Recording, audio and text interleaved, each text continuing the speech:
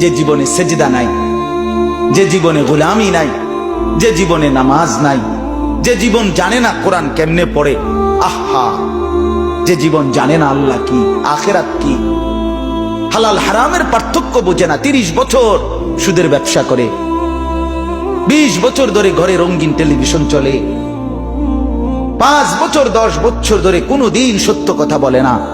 আহা, এমন নাফরমান কি 1-2 জন? আল্লাহ বলে এই যে মানুষগুলো আমি আল্লাহর শরণ থেকে যে উল্টো, আল্লাহ বলে তাদের জন্য ফাওয়াইলুন, দুর্ভোগ, লাঞ্ছনা, উলাইকা ফি যালালিম মুবিন, তারা সুস্পষ্ট গোমরাহি পথভ্রষ্টতার মধ্যে নিমজ্জিত।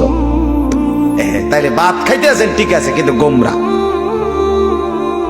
গুমজান ঠিক আছে, কিন্তু নামাজ, জিকির, বন্দিগি, আল্লাহর ইবাদত, হালাল হারামের পার্থক্য, কোরআনুল কারীমের তিলাওয়াত, দিন মোতাবেক চলা, এটা যার নসিব হয় নাই, আল্লাহ বলেন সে আমার পথের উল্টো, সে গোমরাহ, গোমরাহ, গোমরাহ, পথভ্রষ্ট।